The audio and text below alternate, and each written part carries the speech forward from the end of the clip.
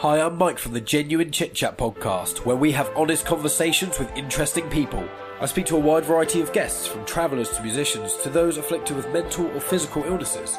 There's really no subject that's off limits, from movies to politics and even controversial topics ranging from sex to drug reform and political correctness. So if you still believe in the art of conversation, are intrigued by healthy debates with different ideas and perspectives you may not have thought of, and want a podcast where every episode is about something different with a variety of guests, then this may be the podcast for you. You can hear us on YouTube and all your favourite podcast apps, and follow us on Twitter, Instagram and Facebook. So if you want to hang out and listen to honest conversations with interesting people, then come to Genuine Chit Chat, where I'm your host, Mike Burton. Marie!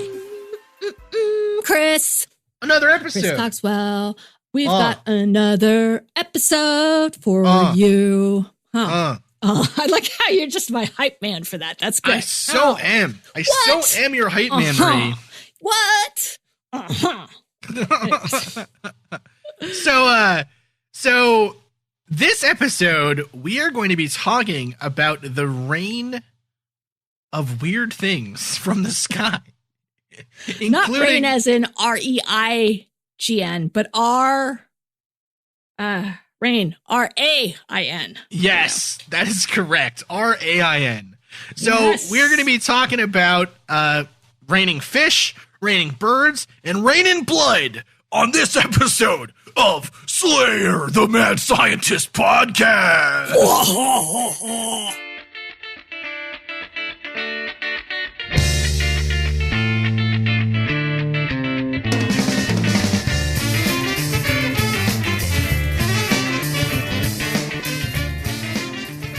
Okay, we're back. Did you get your book? I did. What book did you get? Mysteries of the Unexplained. One of the greatest books of all time, Marie. We were actually just talking about this. Oh my God. Are you excited? I'm totally excited. Are you kidding me? I love it. I love it when weird stuff falls out of the sky. Who doesn't? I am super excited. So this episode actually is inspired by one of my favorite books, which was just mentioned on the Astonishing Legends Facebook page, which is Mysteries of the Unexplained, which is by Reader's Digest. It is such a good book, and it's just got so many weird things going on in here. It's got crystal skulls in there, right? It really does. Of course it does. Yeah, it's got all kinds of nut stuff, right? And so one of my favorite things that it has from back when I remember reading it as a kid is the issue of stuff, weird rains and things falling out of the sky. Yes. Right. Yes. And so it's really interesting. And so some of those things are the falling of frogs or fish or whatever, right? Yes. But it's not just those things. It's all kinds of weird stuff.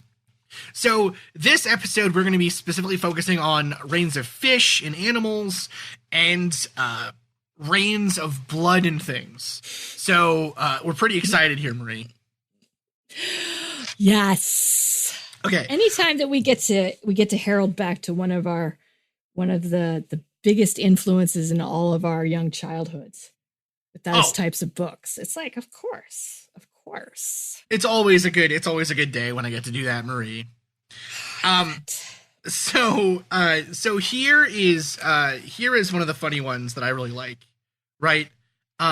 So this one is from what's the word? So this is from October 1890 by what's his name? Mr. Wright of Penpoint, Dumfriesshire, Scotland. So quote, "Oh, Scotland.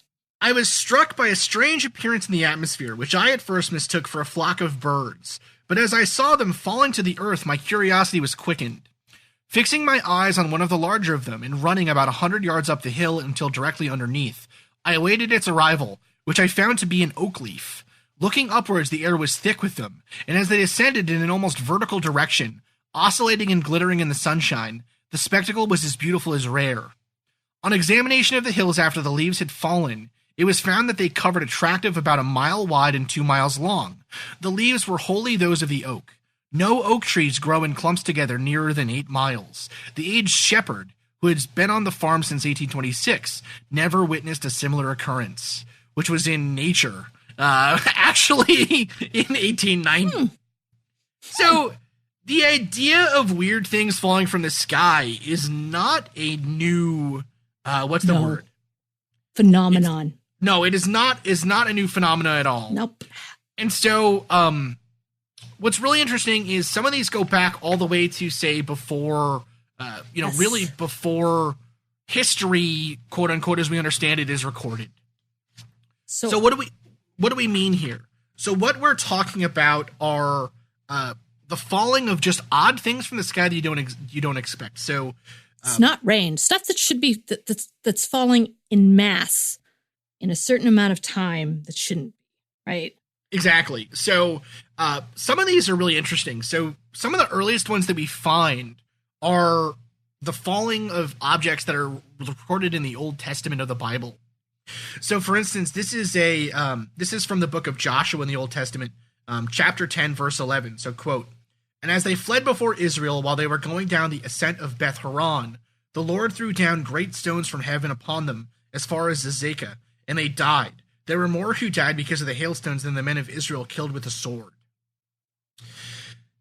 Interesting. Yeah, so you're sort of setting precedent, right? I mean, it's in the Bible, and it's one of the ways that you are smited, pretty much. Yes. Right. I mean, it's an act of God. Exactly. If it's not rain, I mean, they had acts of God associated with rain in the Old Testament. Don't get me wrong, but again, something like this is a biblical event. Yeah, and obviously one of the most common of those is the idea of like in the Moses escaping, or Moses leading the Jews out of Egypt, right? Mm-hmm. This idea of God, raining hailstones or raining frogs or whatever. These are these stories, plagues. Yep. Interestingly, actually appeared to happen. Okay. Yes. So I'm going to read another one that I think is really interesting. So this is from Greek historian Athenaeus, which is from his historical anthology, Dipnosophistae, or Banquet of the Sophists. So this is from about 200 AD. Quote, "I also know that it has very often rained fishes. At all events, Phineas, in the second book of his Eurasian Magistrates, says that in the Caronesius, the word means simply peninsula in Greek, and the exact locality referred to is uncertain.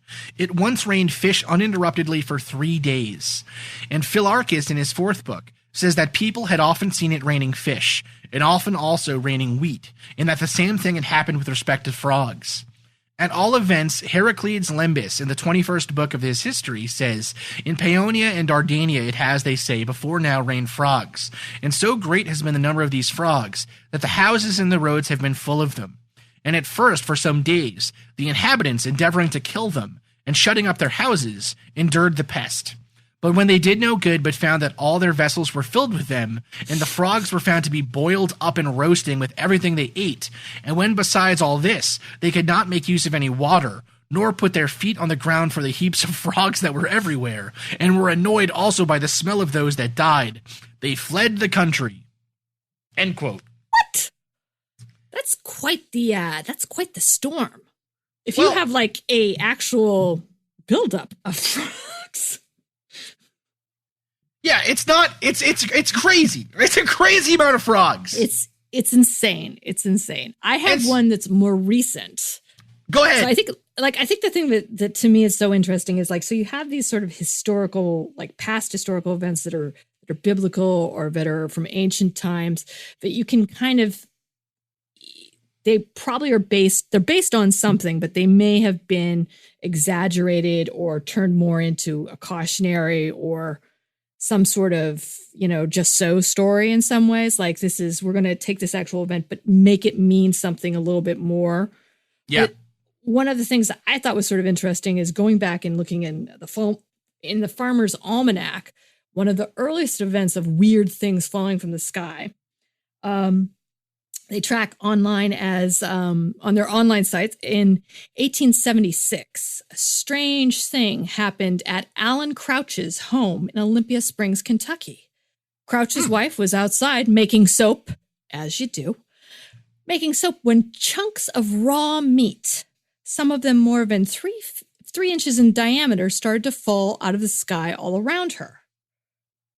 So that's kind of gross, right? Raw meat, like she's out there, like again, this godly good woman is out there, making soap in 1876, and chunks of raw meat are falling around her. As newspapers report, two men whose identities are unknown tasted the meat and thought it either tasted like venison or mutton.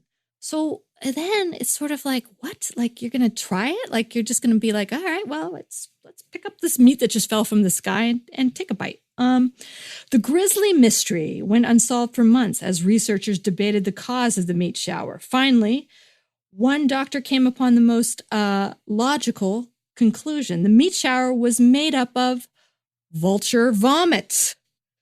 Vultures are known to vomit as a way to defend themselves or make their bodies lighter so they could fly more easily. So definitely Gross. A case of being in the wrong place at the wrong time. So gross. But isn't that but it's natural, right? It's like, okay, so basically a vulture, you have vultures, maybe a couple flying, they're getting up to, whatever their flying altitude is, they feel too heavy, they are going to that's a natural thing. They're either going to poop it out or vomit it out. And they vomited it out onto a place where, again, it doesn't have to be very big. It's not like a town. Just one person, right, was just out there making soap, minding her own business. And then she was just showered upon with chunks of raw meat. Well, what's crazy to me, what's crazy to me, though, are those cases where it is an entire town. Right? Oh, yes. Yeah. So this is just a small one, but it's historical, too. I love that. Okay. Yeah, that's really interesting. So one of the most famous cases. So, okay. What often happens in these cases is a particularly strong storm or something of note happens. Then suddenly it rains. And with the rain comes either fish or frogs or meat or jelly or just something unexplainable. Sometimes it's hay, sometimes it's leaves, like we said in the beginning. But most often these stories are related to fish, frogs, and then also rain that appears to be red in color, like blood. Yes. So and what's interesting too is when these fish or these animals fall, they appear to be alive still. It's not like it's dead. It's not always dead meat like Marie described. A lot of the times these are still, certainly special events. The fish fall and they're like flapping around still, or the frogs. I loved one quote I saw, which was the frogs just seemed kind of dismayed, but then just went about their business. Like what business? But okay. So this is a case actually, one of the most famous cases of this is from Singapore in 1861. So there was an earthquake that hit the city, and after that, extreme heavy rain from the 20th, 21st, and 22nd of February. And again, this is 1861. And a naturalist was actually there. Francis de Castanal was there and gave the following eyewitness account, quote, At 10 o'clock, Marie! At 10 o'clock, the sun lifted, and from my window, I saw a large number of Malays and Chinese filling baskets with fishes, which they picked up in the pools of rainwater, which covered the ground. On being asked where the fish came from, the natives replied that they had fallen from the sky. 3 days afterwards, when the pools had dried up, we found many dead fishes. Having examined the animals, I recognized them as Clarius batrachii, a species of catfish which is very abundant in freshwater in Singapore, and in the Malayan Peninsula, in Siam, Sumatra, Borneo, etc. They were from 25 to 30 centimeters long and therefore adult. These silurids, the same as Ophicephalus, etc., are able to live a long time out of water and to progress some distance on land, and I thought at once that they had come from small overflowing stream nearby. But the yard of the house I inhabited is enclosed by a wall that would prevent them from entering in this manner. An old Malay has since told me that in his youth he had seen a similar phenomena. End quote. So his example, or his thinking there, was that it was actually, that they had actually kind of run off towards him, or towards this area. But like he said, there was a wall around this backyard that he was in, so how would that have made sense? Right. What's interesting is actually in these areas, like in, say, Sri Lanka or, Malaysia or Singapore, these are actually pretty common. So there is actually a festival that occurs every year in Honduras. So this is, obviously, so south of the equator, these things occur. In some places they occur regularly. So this is called the Lluvia de Peces, or the rain of fish, also known as the Aguacero de Pescado, or downpour of fish. Nice. That's very melodic sounding. So supposedly it occurs every year and has for more than a century in Lloro, Honduras. There's a festival every year. Is there a queen? Do they crown a queen? Come on. I don't think they do. However, so there's a legend that goes with this case. So, essentially, Father Subarana saw how poor the people of Honduras were and prayed 3 days and 3 nights, asking God for a miracle to help the poor people. After these 3 days and nights, God took note of this, and there came a dark cloud. Lots of tasty fish rained down from the sky, feeding all the people. Since then, this wonder is repeated every year. There's also actually, these things aren't just happening in the distant past either. In 2012, there was a rain of fish in Sri Lanka. And then again in 2014, where there's actually, what's the word? There are fish that were between 3 to 5 inches long, falling from the sky. And so this actually happened after, in 2012, a prawn rain where some prawns had fallen as well. Very interesting. God. So the explanation for these cases, or one of the explanations that's kind of interesting, was originally put forward by Andre Marie Ampere, who you might know of or hear the name of the ampere, which is a unit of electrical current, right? The amp. That's who it's named after. So he suggested, you know about fishes raining from the sky. So what he suggested was that they were these frogs, toads, and whatever were roaming the countryside, and then violent winds were picking them up and carrying them over great distances. However, what has currently been seen is that it's likely tornadic waterspouts.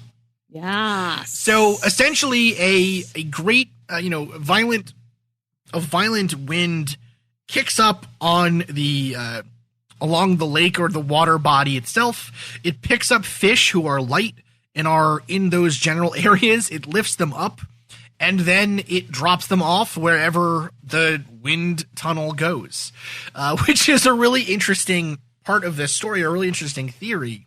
Now, one issue with that theory, though, is that it's always this. It's not like, if that was the case, you would expect it to be random fish.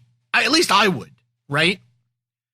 I'd expect it to be like, oh, it's a frog and a fish and maybe a catfish and some bass and, whatever, sunfish and whatever. But it's almost always very specific to like one or two species of, or just one species of fish or frog or toad. Yeah, I noticed that too, and that is sort of a fly in the ointment of that argument. Like, that seems weird. The issue, though, what's kind of interesting, though, is that we have actually Doppler radar images that show how this could happen and actually see it happening in action. So, for instance, there's an image from Texas that shows a group of bats being taken up by a thunderstorm, essentially. Which is sad. Poor bats. They're all like, what? There's also the case actually relatively recently of Beebe, Arkansas. So this is from the BBC. This is what I was going to get to. Yeah. Yeah. So Marie, do you want to read? Yes. Do you want to read or tell us about this story? Well, no, I think so. This is a little different, right? So this to me is kind of moving from, like, you have these reports of live events with the fish and the frogs, the tadpoles, things that are alive. And then you have this weird event that is much more recent, which is 2010 in Arkansas. New Year's Day, the people go outside and they find either they saw them falling, or they find thousands of dead birds. And they are just one type of bird. They are the red-winged blackbird. So the male red-winged blackbird is very striking in that it's entirely black, and then it has this bright red-orange patch on both of its wings. The female just, unfortunately just looks like any other kind of bird and is just sort of brown and white, right? But so it's like, it's this weird event that happened on New Year's Day, which is very fraught with significance anyways, in timing, on a calendar. And then you've got this very striking, dead animal in the thousands of this black bird with a red wing. And so everyone was like, what possibly could have caused this event? Because they're not, again, Arkansas, not close to water. They weren't wet when they fell. I think they just came out and there was just all of these thousands of dead birds just laying there. And you can take some of it from here. We'll trade off on the stories of like what happened to these poor, or what this was about. Okay. So what ended up happening then essentially was they were trying to figure out what the issue was, right? Yeah. And so what it ended up seeming to be caused by was fireworks, right? If I remember correctly here. They think that that's the case. So they went and they had an initial assessment done, and they were like, okay, they know that it's blunt force trauma that happened, that blunt force trauma to the head and to the breast. So they're like, well, that doesn't make any sense. And then they went back and it finally, they think, was solved by the fact that it was the Fish and Game came back really quickly. So Fish and Game came back and they said there was no pesticides, so it wasn't poisoning. And you can also imagine, like, if you are living in the town of Bay, Arkansas, and you are looking outside of your window and you see a bunch of people in like hazmat suits picking up dead birds from your neighbor's front lawn, you might start to spin out a little bit. Like, you want to talk about a conspiratorial mindset. Like, you might be like, okay, what's going on? Like, first of all, New Year's, we're all out, having a beer and a barbecue. And then all of a sudden these dead birds start to fall from the sky in 2010. And then the next day the government sends out hazmats to go collect all these dead birds. Something is up. Something is not being told to us. So there was this huge, like, this kind of rampant, conspiracy about, like, well, is it the government? Was it a plague? Is it a biblical event? But really, to your point, what they think caused it was a startling and a event from the fireworks that went off. Interesting. So actually, another example of that kind of behavior of birds like seemingly attacking homes was the inspiration for Alfred Hitchcock's The Birds, obviously. Which and so awesome. It occurred in the summer of 1961. It was a bunch of seabirds that were just running directly into homes across California's Monterey Bay. And so around like 2012, 2010, somewhere in that time period, scientists actually said that they believed, or biologists rather, Sibyl Bargu at LSU, said that he believed that the birds were poisoned. So specifically, she was saying that if you look at the stomach contents of turtles and seabirds that were collected during the Monterey Bay ship surveys, they all contained a toxic algae that causes nerve and brain damage. Oh, and so the birds were likely eating anchovies and squid that had this toxin within their bodies. And so they were, They were then basically just going wild and running into homes. Oh my God. Yeah, pretty scary, right? Nature is wild, Marie. Nature's a little wild. So I did just find this site that also explains what they think happened, again, with the fireworks in 2010. That they would be roosting in the hundreds of thousands. When they're disturbed by something like fireworks, they go on the wing in panic, get disoriented, and can crash into things and even straight into one another. So that's what, again, just a full panic caused by sudden noise. Interesting. That's that loud. I think but again, it's sort of like all caused by humans, right? It's not an apocalypse event only in the respect that we're the ones that are sort of causing it. Right. Well, actually, yeah. What's actually really interesting is the mass death of birds is something we're going to touch on in our next long form series. Yeah. With Rachel Carson. So it's kind of an interesting thing that a lot of the times these events with birds, at least, are humans messing with the ecosystem and not meaning to. Which kind of sucks. You know, we're not great stewards necessarily, Marie. No, we're not too good with that. I feel bad for the birds. All right. So I think we've pretty fully understood or discussed fish falling, frogs falling, and then birds. Another thing that's wild that'll happen sometimes with rain is it'll appear to rain blood. Now, the original case of this, or rather, some of the first recorded cases of this are from, say, Homer's Iliad, or, you know, the works of Plutarch or Romulus. Plutarch was talking about the blood rain that occurred with the founding of Rome by Romulus. Also, Livy and Pliny the Elder talked about it a little bit. However, one of the most interesting, I think, was an event that was described by Laomon in a poem, Brute, which talks about blood rain. It says, "In the same time, here came a strange token, such as before never came, nor never hitherto since. From heaven here came a marvelous flood. 3 days it rained blood, 3 days and 3 nights. That was exceeding great harm. When the rain was gone, here came another token anon. Here came black flies, and flew in men's eyes, in their mouth and their nose. Their lives went all to destruction. Such multitude of flies here was they that ate the corn and the grass. Woe is all the folk that dwelt in the land. Thereafter came such a mortality that few here remained alive.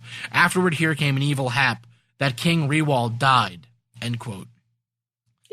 Yeah. Blood rain has always kind of been taken as a portent of evil, right, or a bad omen. Don't say. Yeah. And so one of the interesting things that originally brought it out, or one of the things that made it popular, was the Black Death.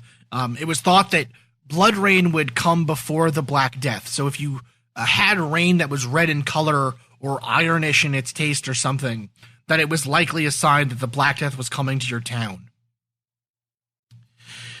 However, it started. So goth. Sorry. Yeah, it's really interesting, right? It, however, was quickly started to be moved away from these ideas of kind of a superstitious base or a more mystical background to naturalists or scientists coming forward and saying, like, nah, man, it's probably just this, right? So, for instance, Giuseppe Maria Giovanni in 1803 talked about a blood rain that fell on Puglia, which is a part of Italy, actually, that my family is from. He said that he believed that it was rain caused by the explosion of Mount Vesuvius or Etna. And so that was caused by the ash and things from the ground actually being that going up into the air, as well as matter coming from the seafloor, right? And so then it was all this red sand and all this ash and stuff that was falling over after the explosion, and then that was being rained down upon the land, which was probably the correct example there, right? However, the recent example of this that was probably very interesting, or our listeners have maybe heard of, was a blood rain that fell in Kerala, India in 2001, and then fell again in 2012. So Kerala is an area on the southwestern coast of India, and it became what's the word? It became famous for this for this blood rain that occurred there, right? And so essentially, what occurred was, people were what's the word? So, okay, here we go. So, this is this area in Kerala. This was a red rain that occurred actually in Sri Lanka as well. So this year it says, quote, "Red rain in Sri Lanka" by Ridma Disanayake from the Daily News of Sri Lanka, their national newspaper. So, quote, "Rare showers of red rain fell for over 15 minutes in Siwanagala, Monaralagala, and why did I pick this name? Blank and blank. Yesterday morning, hours of yesterday, the day before yesterday. According to the meteorology department sources, Red rain fell heavily in these areas, and the reason has not yet been found.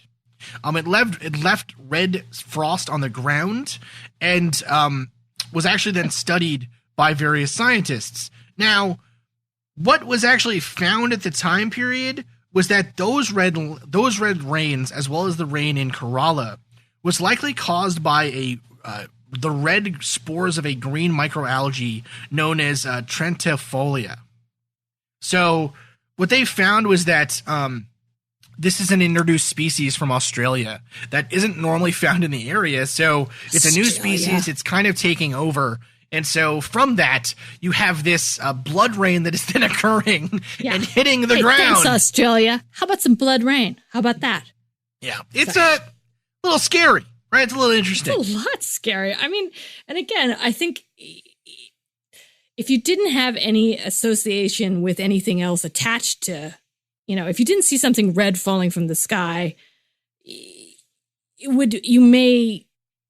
your natural inclination might be it's a natural event or it's a more natural event. But when something like blood falls from the sky, there's a lot that goes with that. Yeah. I think. So what's really interesting with this is, and there's listeners, if it's not apparent, there's not a whole lot of meat to these stories.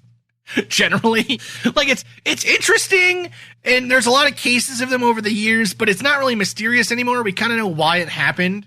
But one kind of interesting little historical tidbit that I found going through this stuff that I thought was kind of cool was the story or the saying, "It's raining cats and dogs," right? Oh yeah.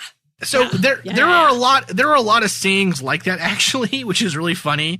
I wanted to read a couple of them here, Marie, because I really like them, right? So one of them is One of them is from Albanian, Po bjon zoti shturin, which translates to "God is taking a piss," which is pretty fun. There's one in Cantonese that translates to "It's raining dog's poo." Right? Aww. There's a whole bunch of them. There's one in Dutch that translates to "old women," which is used as a thing. It's used as a saying for "it's raining heavily." Right? It's raining old women? It's just old women. Oh, it's right? just old women. Another one in Finnish is "it's raining like from Esteri's ass." Which that one I just don't understand. Okay. Yeah, it doesn't make a lot of sense, right? That's so in Spanish, the one of the sayings for "it's raining cats and dogs" though is "it's raining toads and snakes." Okay, well that's a little closer, right? Yeah, a little bit closer, right? A little closer, now, right? What's interesting though with all these things is that there's really no example, or there's really no reason to think that it ever actually rained cats and dogs. However, we don't have a lot of good reason to know where that saying come from or why it's a saying in the first place. It just appears to be kind of part of a long history of random sayings for when it's raining heavily outside. But a really interesting connection, I think, is actually from a poem written by Jonathan Swift called "A Description of a City Shower." And I kind of wanted to read the whole thing because it's really funny. Well, I don't know, really funny. It's a little strange, but it's kind of cool. So, Marie, you ready for poem reading? I'm ready. I'm ready for poem reading. So, quote, again, this is "A Description of a City Shower" by Jonathan Swift. So, quote, "Careful observers may foretell the hour by sure prognostics when to dread a shower. While rain depends, the pensive cat gives o'er her frolics and pursues her tails no more. Returning home at night, you'll find the sink strike your offended sense with double stink. If you be wise, then go not far to dine. You'll spend in coach hire more than save in wine. A coming shower your shooting corns presage. Old aches throb, your hollow tooth will rage. Sauntering in coffee houses Dullman seen. He damns the climate and complains of spleen. Meanwhile the south, rising with dabbled wings, a sable cloud athwart with the welkin flings, that swilled more liquor than it could contain, and like a drunkard gives it up again. Brisk Susan whips her linen from the rope, while the first drizzling shower is borne aslope. Such is that sprinkling which some careless queen flirts on you from her mop, but not so clean. You fly, invoke the gods, then turning stop. To rail she singing still whirls on her mop. Not yet the dust had shunned the unequal strife, but aided by the wind fought still for life, and wafted with its foe by violent gust. 'Twas doubtful which was rain and which was dust. Ah, where must needy poet seek for aid, when dust and rain at once his coat invade. Soul coat, where dust cemented by the rain erects the nap and leaves a mingled stain. Now in contiguous drops the flood comes down, threatening with deluge this devoted town. To shops and crowds the daggled females fly, pretend to cheapen goods but nothing buy. The Templar spruce while every spout's a broach, stays till 'tis fair yet seems to call a coach. The tucked-up sempstress walks with hasty strides, while seams run down her oiled umbrella's sides. Her various kinds, by various fortunes led, commence acquaintance underneath a shed. Triumphant Tories and desponding Whigs forget their feuds and join to save their wigs. Boxed in a chair a beau impatient sits, while spouts run clattering o'er the roof by fits, and ever and anon with frightful din, the leather sounds, he trembles from within. So when Troy chairman broke the wooden steed, pregnant with Greeks impatient to be freed, those bully Greeks who, as the moderns do, instead of paying chairmen, run them through. Laocoon struck the outside with his spear, and each imprisoned hero quaked for fear. Now from all parts the swelling kennels flow, and bear their trophies with them as they go. Filth of all hues and odors seem to tell what street they sailed from by their sight and smell. They, as each torrent drives with rapid force, from Smithfield or St. Pulchre's shape their course. And each huge confluence joined at Snow Hill Ridge, fall from the conduit prone to Holborn Bridge. Sweepings from butcher stalls, dung, guts, and blood. Drowned puppies, stinking sprats, all drenched in mud. Dead cats and turnip tops come tumbling down the flood. End quote. A very smelly and evocative poem about the rains in London before like public works and sewage and things were dead puppies and cats. There you have it. Oh, yeah. Oh, it's so gross. It's gross. That might be where it came from. That's even sadder because you're always like, oh, it's raining cats and dogs. Right. Well, I have one more kind of weird, freaky rain. Let's hear it, Marie. Too.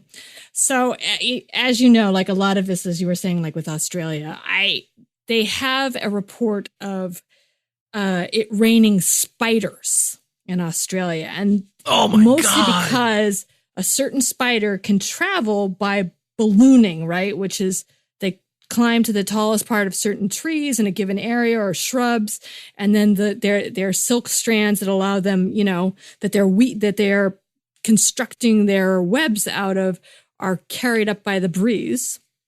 And if there's enough of them, and normally you wouldn't see something like this, or you wouldn't notice like one or two spiders. But if they come en masse, then you have a Australian spider rain, which again, Australia. All right. And this happened as recently as 2012, 2015. And when it occurs, the residents say it looks like it's snowing outside as the spiders drift down and the webs blanket the landscape. God, it's terrible.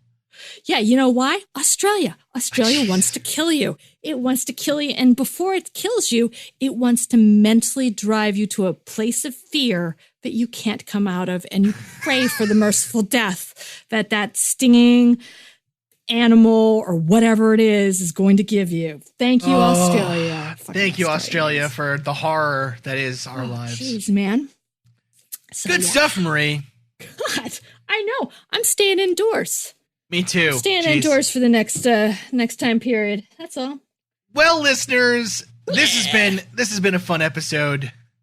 Stay inside. Stay inside. Don't go out there. Stay inside. There's too much risk to the rains. This is just not fun stuff. We will be back next week with an episode on Silent Spring, the beginning of our long-form series, finally, that we've been teasing for such a long time. Bum, bum, bum. I'm very excited. I'm your host, Chris Cogswell, here as always with my co-host, Marie Mayhew. Thank you so much for listening. Thank you again, dear listeners, for listening to the Mad Scientist podcast. I have been your host, Chris Cogswell, joined by my co-host, Marie Mayhew.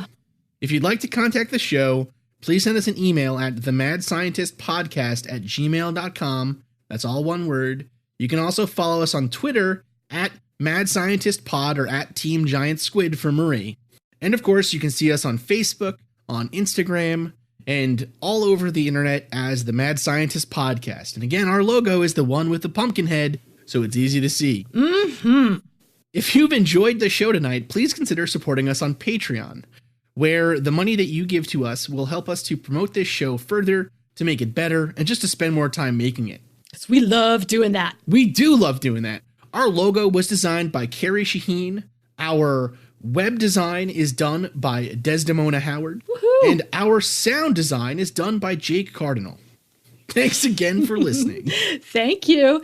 This has been a Damn It Chippy production.